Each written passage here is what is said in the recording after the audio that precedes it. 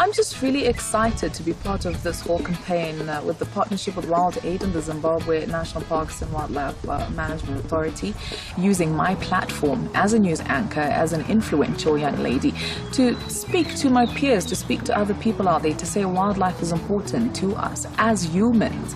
We need wildlife to survive, and we need to protect our wildlife in our country.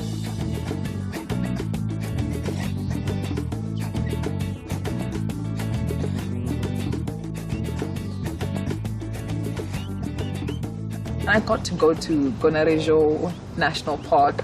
Oh my goodness, that was an experience. I'd never been to such a big national park before. It's the second largest national park in Zimbabwe. They told me it's 5,800 square kilometers, and they have more than 11,000 elephants there. The reason why they called it Gonarezhou, it is the place where you're going to find the most elephants.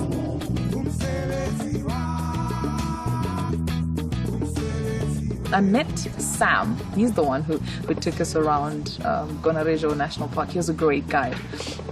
Taught me so many different things about the animals and how they have been trying to also now reintroduce rhinos into the national park. And we saw quite a lot of hippo as well. This is Masasanya Dam. Yeah, Masasanya Dam. Is this the only dam that we can find in Gonarezhou? No, it's not the only one. Akawanta in different areas of the park. It's 5,000 square kilometer big. We got to bump into giraffes at some point. You know, males, they have got muscle definition. Yeah. They have to have thick necks for fighting during their time for breeding. Yeah. So those muscles make them unflexible to just fall down their necks unnecessarily. So they have to be very careful, especially when they go down to the ground for other little herbs and stuff, because their neck has got some valves that are one-way valves. So if you have to oversupply or cut off blood quickly, that will have effect to the brain.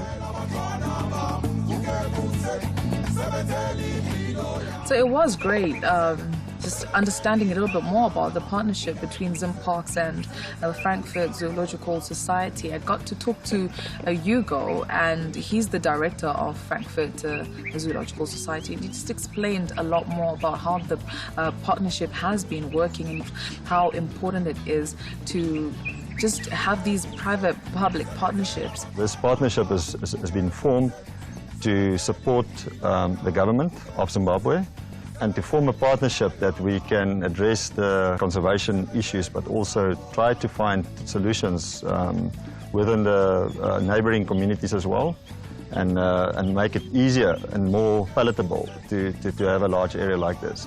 There's a lot of human-wildlife conflict issues that also come into play here, and you also have to educate the surrounding communities to help conserve what they have. So one of our policies when we started this partnership is to really employ from the local community, so that people have a youth ownership. So we've got about 230 staff now, of which 95% are coming from the local community. And what we've started is a campaign with the local community, which is called Fuka, which means journey. We need to all take each other's hands, and we need to find a way forward in finding solutions. So for me, conservation is not so much of just being about animals. It is about how can we find solutions in a landscape that is becoming more and more complicated.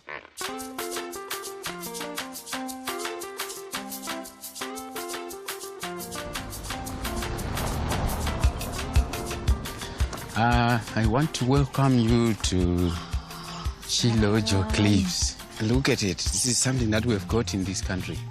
Who would believe that this is in Zimbabwe?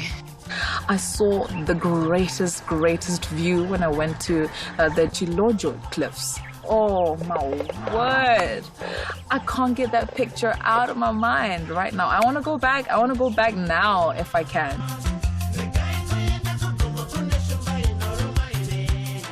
I used to think going into a national park is, I don't know, for tourists and, I don't know, travelers and all. But you know what? I'm a tourist where I am right now. And it's very accessible for anyone who's really willing to just find out a little bit more about their own country and about wildlife.